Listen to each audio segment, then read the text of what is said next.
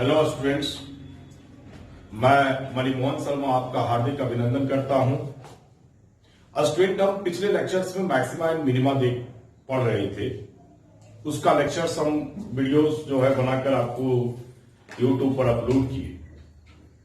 Student, एक बात का तो आपको ध्यान ही रखना होगा कि आप हमारे अब जो चैनल है वो उस चैनल धीरे धीरे रीच होते जा रहा है। बहुत सारे चैप्टर्स उस पर आ गए हैं। उस चैप्टर्स के आप प्ले लिस्ट में जाएं और प्ले लिस्ट से फर्स्ट लेक्चर से लेकर लास्ट लेक्चर्स तक देखिए, तभी वह टॉपिक आपका क्लियर होगा। स्टूडेंट, आज जो है मैं इंडेफिनिट इंटीग्रल शुरू करने वाला हूं। आज उसके बेसिक कॉन्सेप्ट को देखेंगे, आज उसकी डिफिनेशन को देखेंगे कि इंडेफिनिट इंटीग्रल है क्या, और उसके थ्योरीज को समझने का प्रयास करेंगे। कोशिश करेंगे स्टूडेंट कि इसके इंडेफिनिट इंटीग्रल है क्या, और जब आपको ये मालूम हो जाए कि है क्या, तब तो बहुत सारी बात आप उससे निकाल सकते हैं। तो आप आज के लेक्चर्स में ये देखेंगे कि इंडेफिनिट इंटीग्रल है क्या। मैं एक बात और मैं अपने पाठकों को ये बताना चाहता हूं कि मैं फिर नेक्स्ट एक दो दिन की बाद के लेक्चर्स में फिर मैं मैक्सिमा और मिनिमा का प्रॉब्लम लेकर आऊंगा स्टूडेंट। आज मैं इंडेफिनिट इंटीग्रल शुरू कर रहा हूं, इसलिए आप हताश नहीं होंगे और ये नहीं सोचेंगे कि मैक्सिमा मिनिमा का प्रॉब्लम नहीं आएगा। स्टूडेंट, ये चैनल काफी कम समय का है और इस चैनल में लगभग हम 60 प्लस लेक्चर्स जो है आपको प्रोवाइड करवा चुके हैं। हम प्रयासरत है कि आपको मैक्सिमम से मैक्सिमम लेक्चर्स आपके पास में पहुंचे, और हर लास्ट तक मैं ये आपका मैंने एग्जामिनेशन के इस ईयर के एग्जामिनेशन के अंतिम दिनों तक मैं प्रयासरत रहूंगा कि आपको मैक्सिमम लेक्चर्स पहुंचे। लेकिन फिर सभी जितने लोग कर रहे हैं वो लेक्चर सारे के सारे लेक्चर्स इनकम्प्लीट होते हैं, तो मैं ऐसा नहीं करूं। इसके कारण से मैं थोड़ा उस थ्योरम्स को लेकर आया हूं कि आप उसके बेसिक कॉन्सेप्ट को समझें और तब प्रॉब्लम बनाएं। जस्ट एक मशीन नहीं बने, आप एक कंप्यूटर की तरह काम नहीं करें स्टूडेंट, आप उसकी फीलिंग को लाएं और मैथमेटिक्स को फील करें। इसलिए मैं थ्योरी सेक्शन में बहुत ही ध्यान दे रहा हूं, और नेक्स्ट ईयर मैं इसके प्रॉब्लम सेक्शन में बहुत ध्यान दूंगा, जबकि चैनल के ऊपर बहुत सारे थ्योरम्स रहेंगे उसके बाद। अब हम इंडेफिनिट इंटीग्रल की बात करते हैं। अब सबसे पहला प्रश्न उठता है कि इंडेफिनिट इंटीग्रल है क्या, what is indefinite integral. Late करते हैं स्टूडेंट कि कैपिटल एफ एक्स, यहां जो है कैपिटल एफ एक्स एक फंक्शन लेते हैं, और यह फंक्शन हमारा डिफरेंशिएबल फंक्शन है स्टूडेंट। बी ए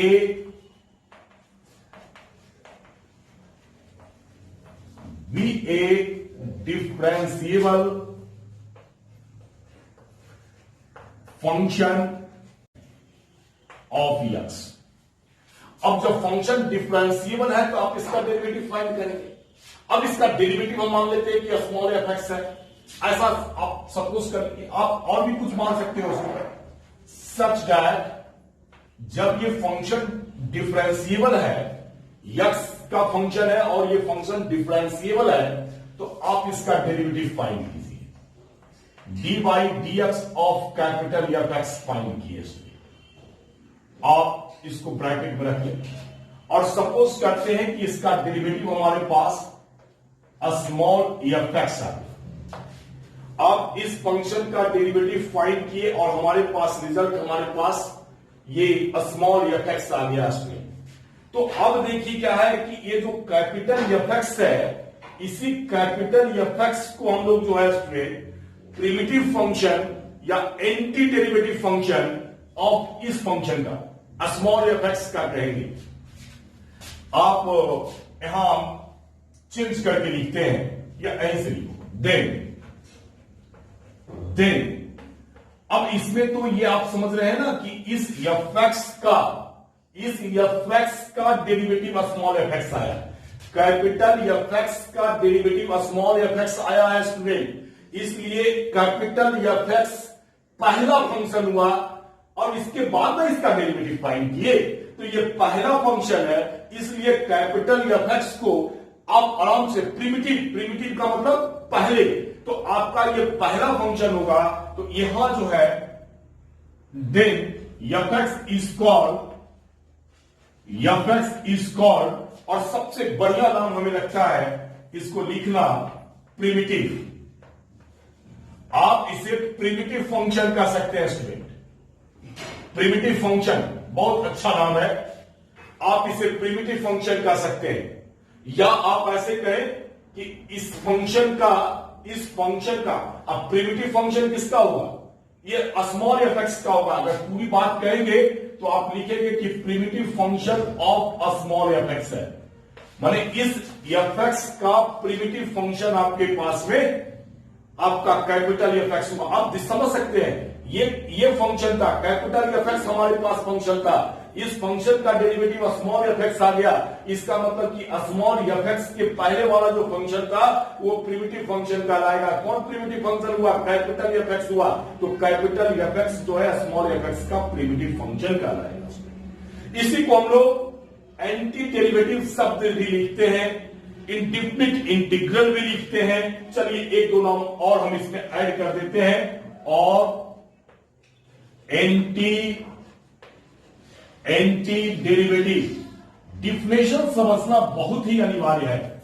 आप इसे एंटी डेरिवेटिव कर सकते हैं, आपका ये डेरिवेटिव फाइंड हुआ है, ये जो स्मॉल एफ एक्स है वो डेरिवेटिव है स्टूडेंट, तो ये इसका एंटी डेरिवेटिव है। एंटी डेरिवेटिव किसका, तो आप स्मॉल एफ एक्स का एंटी डेरिवेटिव इस एफ एक्स को करें, कैपिटल एफ एक्स को anti derivative of F x कीजिए, एफ एक्स का एंटी डेरिवेटिव है, इस कैपिटल स्मॉल एफ एक्स का anti derivative capital F x है।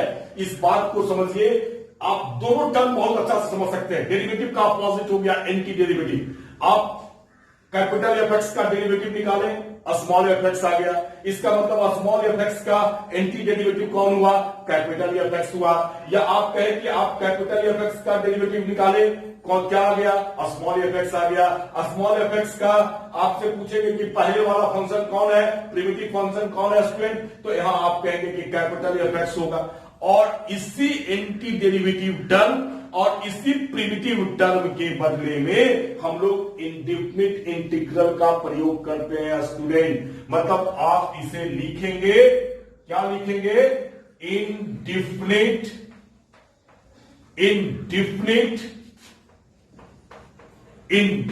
Integral of F x. आप इसे indefinite integral of F x लिखेंगे विथ रेस्पेक्ट टू एक्स को याद ही रखिएगा, ये छोड़िएगा मत, with respect to x, with respect to x के रेस्पेक्ट में। अब बहुत सारे लोग इसको सिंपल इंटीग्रल भी कहते हैं, इंडेफिनिट इंटीग्रल ना कहकर आजकल हम लोग उसको सिंपली इंटीग्रल भी कहते हैं, तो आप इंटीग्रल के नाम से भी जाने। मतलब आप इंटीग्रल जो शब्द जानते हैं, आपको सबसे पहली बात याद रखना होगा कि उस इंटीग्रल को हम लोग प्रिमिटिव फंक्शन भी कहते हैं, उसे हम एंटी डेरिवेटिव भी कहते हैं, उसे हम इंडेफिनिट इंटीग्रल भी कहते हैं, और उसे सिंपली हम लोग इंटीग्रल भी कहते हैं। आपको चारों नाम याद रखना होगा। बच्चे से हम पूछते हैं, बच्चा एकदम आराम से कहता है इंटीग्रेशन, जैसे लगता है कि मशीन हो गया, तोता की तरह रट रहा है, इंटीग्रेशन निकाल रहे हैं सर, इंटीग्रेशन। अगर उसको कह देते कि प्रिमिटिव फंक्शन क्या है तो वो कंफ्यूज जाए। उससे पूछ देते कि एंटी डेरिवेटिव क्या है। मैं बहुत सारे ऐसे एग्जांपल्स को देखे हैं, बहुत सारे ऐसे स्टूडेंट्स को हम देखे हैं। मैं कह रहा हूं कि पहले पूरी डिफिनीशन को समझें, उससे रिलेटेड थ्योरम्स को समझें, और तब प्रॉब्लम का वर्क करें। मैथमेटिक्स बहुत ही इंटरेस्टेड है और आप काफी उसमें अच्छा करने वाले हो, इस बात पर विश्वास रखकर आप लेक्चर्स को देखें। अब देखिए इसे लिखते कैसे हैं, इसके लिए एक ऑपरेटर बनाया गया। जैसे एडिशन के लिए ऑपरेटर होता है, या आप यहां भी देख रहे हैं ना कि आप डेरिवेटिव निकालने के लिए ये डी उसका ऑपरेटर बनाया गया, तो उसी प्रकार से इंडेफिनिट इंटीग्रल के लिए भी एक ऑपरेटर बनाया गया।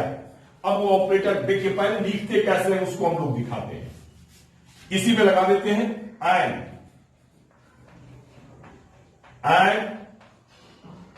written as इसका इस स्मॉल एफ एक्स का dx is equal to capital F x plus C. चल, यही आपके पास में ऑपरेटर है, इंटीग्रल ऑपरेटर है। इस ऑपरेटर, इस फंक्शन पर अगर ये इंटीग्रल ऑपरेटर लगाएंगे तब आपके पास में इसका primitive function capital F x और एक कांस्टेंट सी मिलेगा। अब ये क्यों मिलेगा इसका भी हम लोग चर्चा करेंगे बाद में। तो अभी आप समझे कि एक इंटीग्रेशन कांस्टेंट कहलाता है, जब भी आप इंटीग्रेशन निकालेंगे तब ये सी आपके पास में रहेगा। तो आपके पास में यही ऑपरेटर है। अब देखिए, इसमें इस सिंबल को सबसे पहले बात आएंगे, इसमें बहुत सारे टर्म आ गए। एक टर्म हमारे पास ये इंटीग्रेशन का साइन है, ऑपरेटर है, एक टर्म एफ एक्स है, एक टर्म डीएक्स है और एक टर्म एक्स है। तो क्या क्या है? तो हम कहेंगे कि यहां जो यक्स है, डीएक्स जो आप देख रहे हैं, तो यक्स ही आपका वेरिएबल है। तो आपके पास में ये समझना होगा, जैसे हम यहां डी टी कर देते तो टी वेरिएबल होगा, अगर हम यहां डी वाई कर देते तो वाई वेरिएबल होता, यहां डी यफ कर देते तो डी एफ वेरिएबल होता स्टूडेंट। तो डी के साथ डी एक्स है यहां, तो यक्स ही आपका वेरिएबल है। तो आप कहेंगे कि x is variable of integral.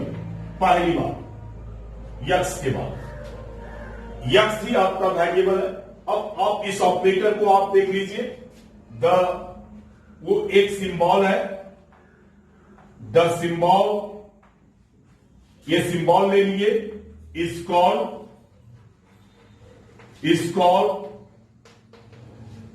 Integral sign. आप उसे इंटीग्रल साइन के नाम से आप समझ सकते हैं। चलिए, हो गया। अब आप इस dx के बारे में देखिए स्टूडेंट, वो आपका dx क्या है? तो ये dx को आप डिफरेंशियल ऑफ x कह सकते हैं। dx denotes the differential of x। आप उसे डिफरेंशियल ऑफ x कह सकते हैं स्टूडेंट। अब देखिए, अब इसमें इस सिंबल को जान गए कि इंटीग्रल साइन है, x के बारे में जान गए कि वेरिएबल ऑफ इंटीग्रल है, dx के बारे में जान गए कि डिफरेंशियल ऑफ x है, fx को आप जानिए क्या है? तो fx को हम इंटीग्रांड कहते हैं स्टूडेंट। The function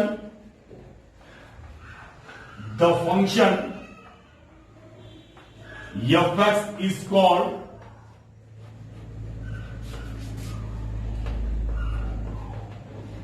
integrand. ये आ गया, इस fx को इंटीग्रांड कहते हैं। मतलब हम क्या किए कि यहां जितने भी टर्म है उस टर्म के बारे में हमने स्टडी किया। फिर से ध्यान से देखेंगे, ये सिंबल इंटीग्रल ऑपरेटर है, आप उसे इंटीग्रल साइन कह सकते हैं, fx को इंटीग्रांड कहेंगे, dx को डिफरेंशियल ऑफ x कहेंगे। x क्या है? तो इंटीग्रल का वेरिएबल है। तो इसके सारे टर्म को आप समझ गए, इसके फंक्शन का क्या नाम रखा गया। हम बराबर फंक्शन नहीं बोलेंगे, अब हम इसे इंटीग्रांड बोलेंगे। आपको याद रखना होगा, dx को हम डिफरेंशियल ऑफ x कहेंगे स्टूडेंट।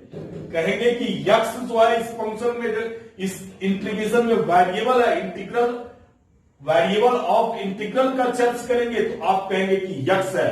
आप इंटीग्रल ऑपरेटर का यूज करेंगे स्टूडेंट तो आप ये कहेंगे। तो ये प्रश्न उठता है कि आप इसे पढ़ेंगे क्या?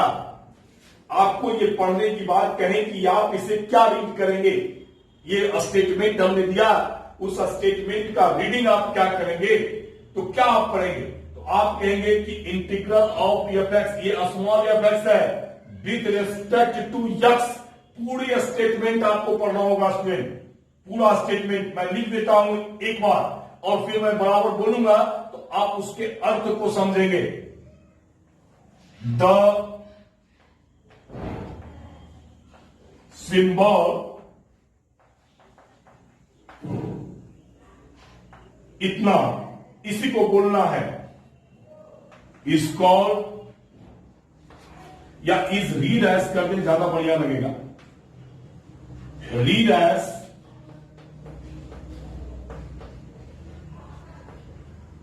Integral of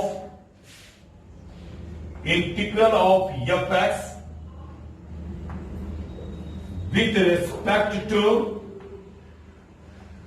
with respect to x। ये रहा।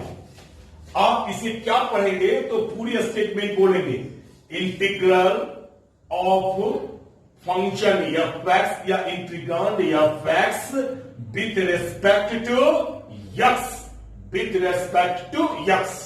ये हमारा इसको पढ़ने का स्टेटमेंट है। अब स्टूडेंट अब उस सी के बारे में हम बताते हैं।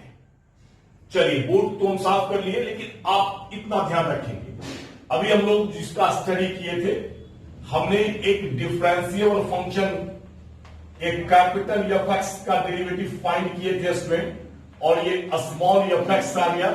उसके बाद हमने क्या किया, यहां से स्मॉल एफ एक्स डीएक्स का एंटी डेरिवेटिव निकाले, जो कि capital F x plus C आ चुका था। ये हम पहले लिख चुके थे। अब आप देखिए, यहां जो आपके पास में यहां ये जो आपका एफ एक्स है, ये तो आप समझ गए कि यही प्रिमिटिव फंक्शन निकल गया, या यही हमारे पास एंटी डेरिवेटिव हो गया इस कैपिटल एफ एक्स। ये तो पहले ही हम यूज कर चुके हैं। यही आपका जो है, ये जो एफ एक्स है स्टूडेंट, ये डिफिनेशन में ही हम यूज कर चुके हैं कि इस साइड के पूरे टर्म का हम स्टडी कर चुके हैं। अब हम दूसरे साइड के टर्म की बात कर रहे हैं कि इसके बारे में, इस कैपिटल एफ एक्स के बारे में आपको कहा जाए तो आप कहेंगे, क्या कहेंगे कि प्रिमिटिव फंक्शन है। किसका प्रिमिटिव फंक्शन है? ये प्रिमिटिव फंक्शन किसका है? स्मॉल एफ एक्स का, स्मॉल एफ एक्स का। या आपको इसको कहेंगे दूसरा नाम, हमने कहा कि आप anti derivative of F x कहेंगे। इस एफ एक्स का एंटी डेरिवेटिव कहेंगे। मैं सारा नाम आपको बता रहा हूं, और कर दीजिए, और या आप इसे indefinite integral of F x कहेंगे, या सिंपली आप उसे इंटीग्रल ऑफ एफ एक्स भी कर सकते हैं। हो गया। अब इस सी के बारे में आप कहते हैं स्टूडेंट, सी क्या है? तो है C is called constant of integration.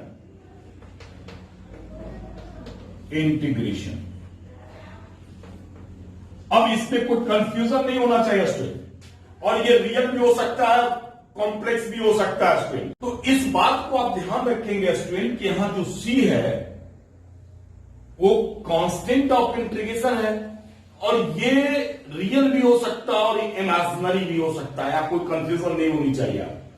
अब कब इमेजिनरी होगा, कब रियल होगा, इसका मैं एग्जांपल लेकर बताऊंगा आपको। तो यहां हम लिख देते हैं ब्रैकेट में कि मे बी रियल और इमेजिनरी।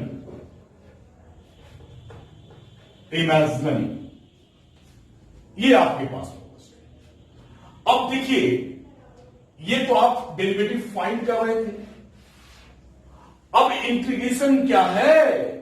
अब इंटीग्रेशन क्या है, आप उसके डिफिनेशन को समझिए। तो आपके पास में स्टूडेंट ये हमारे पास ऑपरेटर था, इंटीग्रल ऑपरेटर था। जैसे ही इंटीग्रल ऑपरेटर निकालेंगे, लगाएंगे, ये कैपिटल एफ एक्स आएगा स्टूडेंट। तो आपको यहां से यहां तक पहुंचने के लिए एक प्रोसेस एडॉप्ट करना पड़ेगा। मतलब ये फाइंड करने के लिए आपको एक प्रोसेस एडॉप्ट करना पड़ेगा, और वो जो प्रोसेस आप एडॉप्ट करेंगे स्टूडेंट, उसे ही हम इंटीग्रेशन कहेंगे। आप इसे इंटीग्रेशन मत कर लेना, उस प्रोसेस को हम इंटीग्रेशन कहेंगे। आप ध्यान में रखेंगे इस बात को।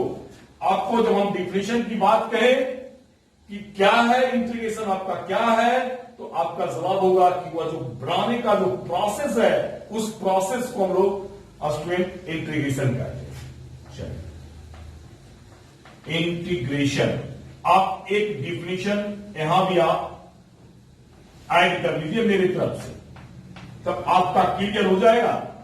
हम प्रोसेस की बात कर रहे हैं, the process of finding the function. कौन सा फंक्शन फाइंड कर रहे थे हम? यहां कैपिटल एफ एक्स फाइंड कर रहे थे। Capital F x is called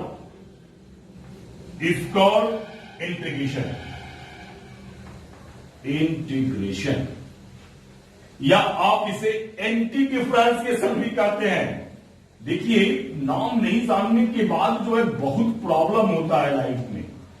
आप क्वेश्चन जान रहे हो, टर्म का ज्ञान नहीं है, टर्म आपका चेंज करेगा। इंजीनियरिंग में, आईआईटी के अंदर में आप टर्म के अभाव में आप क्वेश्चन को नहीं बना पाओगे। तो इंटीग्रेशन क्या है? तो इंटीग्रेशन आप कहोगे कि सर इस कैपिटल एफ एक्स, मतलब ये जो फंक्शन है, मतलब प्रिमिटिव फंक्शन है, ये क्या है? प्रिमिटिव फंक्शन है। तो प्रिमिटिव फंक्शन को ज्ञात करने के लिए, प्राप्त करने के लिए जिस प्रोसेस को हम एडॉप्ट करेंगे वह प्रोसेस हमारा जो है इंटीग्रेशन है। तो इंटीग्रल और इंटीग्रेशन में आप थोड़ा सा अंतर समझे कि इंटीग्रल क्या है और इंटीग्रेशन क्या है। तो यहां जो निकालने का जो प्रोसेस है उस प्रोसेस को हम लोग स्टूडेंट इंटीग्रेशन कहते हैं। अब देखिए क्या है, इसका ज्योमेट्रिकल इंटरप्रिटेशन देखते हैं स्टूडेंट कि क्या ये रिप्रेजेंट करना चाहता है, क्या हमें ये बताता है। अब देखते हैं स्टूडेंट आगे, geometrical interpretation of integration.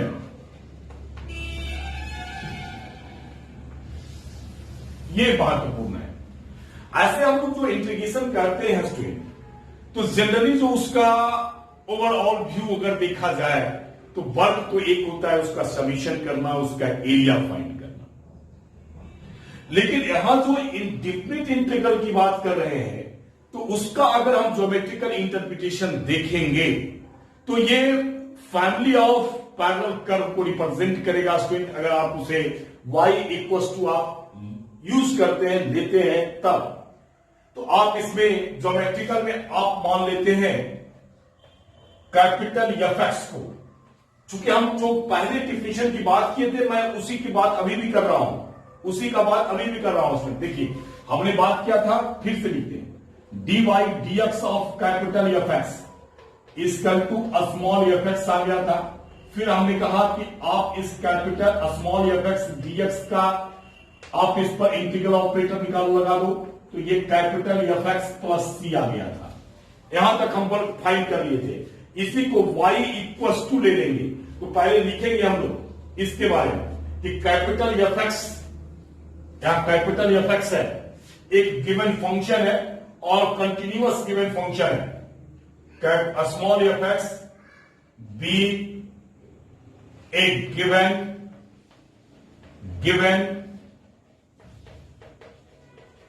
Continuous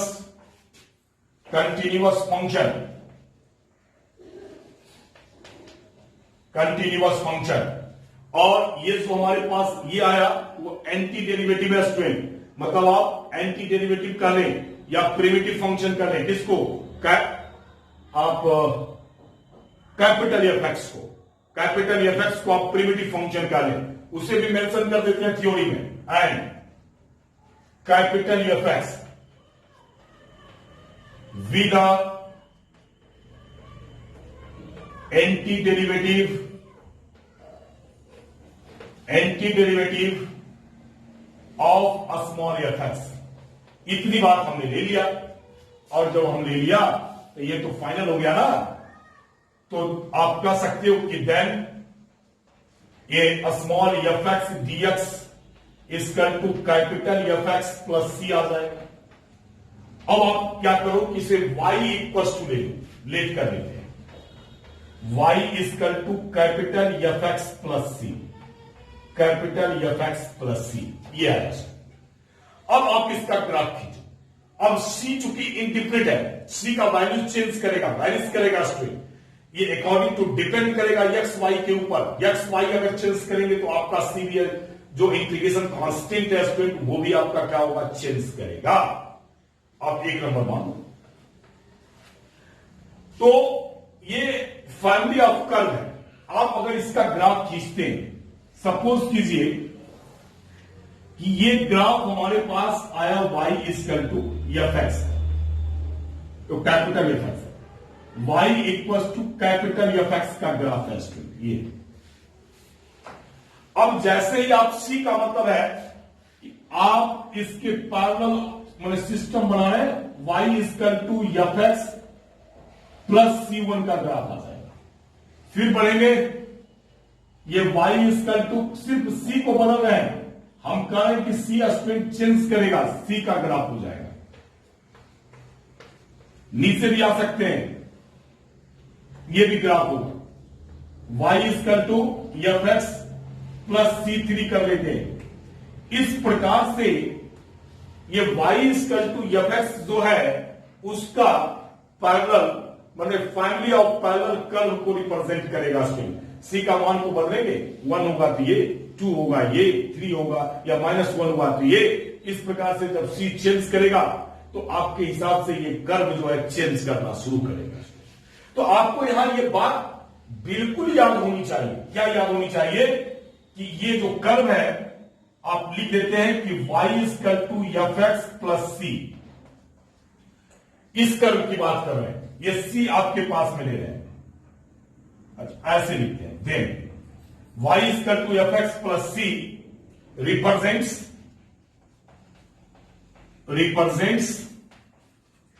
a family of parallel curves, ये फैमिली ऑफ पैरेलल कर्व्स को रिप्रेजेंट करेगा। तो आपके पास तो सिंपल है, y equal to F x का ग्राफ खींच लो और उसका फैमिली ऑफ कर्व को रिप्रेजेंट करो।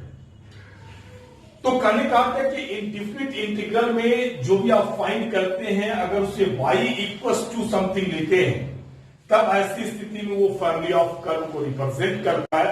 अगर आप ओवरऑल की बात करते हैं तो एक समीशन है, तो हम बताएंगे फिर आगे चलकर कि कैसे वो समीशन है, कैसे उस एरिया फाइंड करेंगे। यूज तो हमारे पास वही है, टारगेट वही है समीशन के लिए, टारगेट वही है, वो टारगेट वही है एरिया के लिए, लेकिन आपको शुरुआत में यहां से आपको शुरू करना होगा स्टूडेंट। अब देखते हैं इस पर कुछ एग्जांपल्स देखते, जैसे एक सिंपल एग्जांपल देखते हैं, dy इक्वल टू dx, ये एग्जांपल है। नंबर फर्स्ट करें, दो एग्जांपल है, आप इसको इंटीग्रेट कर दीजिए दोनों साइड से, तो dy equal to integration of dx हो गया, माने y हो जाएगा और ये x प्लस सी हो गया। अब देखिए क्या है कि इसका ग्राफ अगर पूछा जाए तो ये जो ग्राफ देख रहे हैं ये y इक्वल टू x का ग्राफ है, ये y इक्वल टू x का ग्राफ है। अब आप चेंज कीजिए, मान लीजिए कि 1 से क्रॉस, हम 1 2 लिखना पसंद नहीं कर रहे हैं क्योंकि c है, तो आप y equal to x plus c1 कर लीजिए, इसके नीचे से भी पैरेलल। आप infinite system of parallel curve की बात कर रहे हैं, y इक्वल टू c2 हो जाएगा। इस प्रकार से ये आप family of curve parallel curve को रिप्रेजेंट करेगा। अब जितना भी आपको बनाना बनाते रहिए, सिर्फ पैरेलल कर्व आप लेंगे, इस प्रकार से सब चेंज करता रहेगा। अब आप दूसरा एग्जांपल, तीसरा एग्जांपल कुछ भी आप ले सकते हैं। चलिए जैसे हम लेते हैं dy equal to x dx, ऐसा लेंगे x dx, या आप 2x ले लीजिए, 2x dx। तो आप जैसे आप इंटीग्रेशन करोगे तो 2x dx, जो स्टूडेंट इंटीग्रेशन जानता है उसके लिए मैं बात कर रहा हूं। तो ये y हो जाएगा, ये 2 हो गया x स्क्वायर बाई 2 और प्लस c हो जाएगा, ये कैंसिल, तो y equal to x square plus c हो गया। अब इसका ग्राफ अगर खींचेंगे तो कैसा होगा? ये ग्राफ जो आप देख रहे हो पाराबोला है, y equal to x square का ग्राफ है। अब आप इसके पैरेलल ग्राफ को खींचिए, नीचे से भी आप यहां से भी आप लीजिए, इस प्रकार से जितना आप खींच सकते हैं आप लीजिए। y square, y equal to x square plus c1, y equal to x square plus c2, y equal to x square plus c3। ऐसे कर्व को आप रिप्रेजेंट कर सकते हैं स्टूडेंट, ऐसे कर्व को हम लोग रिप्रेजेंट कर सकते हैं। अब इसके बाद जो स्टूडेंट ये ज्योमेट्रिकल रिप्रेजेंटेशन हुआ, अभी दो बात हम पढ़ चुके हैं कि आपका इंडिफिनिट इंटीग्रेशन क्या है, और साथ में ये पढ़ चुके हैं कि उसका ज्योमेट्रिकल इंटरप्रिटेशन क्या है। अब इसके प्रॉपर्टीज क्या है स्टूडेंट, उसको देखिए। प्रॉपर्टीज की बात कर रहे हैं। नंबर 1 प्रॉपर्टीज है, अब दोनों ऑपरेटर एक साथ ले लीजिए, आप डी भी लीजिए और इंटीग्रल भी लीजिए, दो तरीके से आप लीजिए। जैसे डी लिए, एक डिफरेंशियल ऑपरेटर है और ये इंटीग्रल ऑपरेटर है हमारे पास, एफ एक्स डी एक्स लेते हैं, तब इसका result capital F x plus C हो जाएगा, capital F X D X हो जाएगा। हाँ, ये स्टूडेंट कभी कभी ये सोचता है कि ये हो कैसे जाता है, तो जनरली प्रूफ लोग बताते नहीं है, लेकिन खैर देख लीजिए, एक प्रूफ हम कर देते हैं, आपको समझ में बात आ जाएगी। आप जैसे D Y D X of capital F X की बात करते हैं, अभी हम लोग यही ले रहे थे, तो ये स्मॉल एफ एक्स आ गया। अब हम लोग क्या करते हैं कि स्मॉल एफ एक्स पर आप इंटीग्रल ऑपरेटर लगाए, तो ये हमारे पास final capital F x plus C आ गया, ऐसा आ गया, यही काम कर रहे थे। अब इस पर हम क्या करते हैं कि डी लगा हुआ है ना, आप डिफरेंशियल ऑपरेटर लगाएंगे विथ रेस्पेक्ट टू एक्स, ऐसे लगाए, D by D X of integration of F X D X हमने अप्लाई कर दिया, इधर भी अप्लाई करना पड़ेगा हमें, D by D X of capital F x plus C apply कर दिया। ये डी बाई बटे D X integration of F X D X आ गया स्टूडेंट, और ये कांस्टेंट का डीसी चूंकि 0 होता है, अभी हम पढ़ाए नहीं है,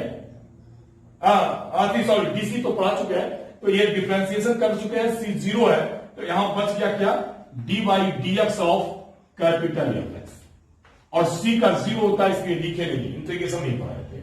तो आप क्या काम करो कि इसको हम तो लिखे हुए हैं, कहां लिखे थे, यहां कैपिटल एफ एक्स का आपका डी बाई बटे डी एक्स कितना होता है, स्मॉल एफ एक्स, तो आप इसे स्मॉल एफ एक्स लिख सकते हो उसमें, मैंने ये हमारे पास फाइनल आ गया स्मॉल एफ एक्स।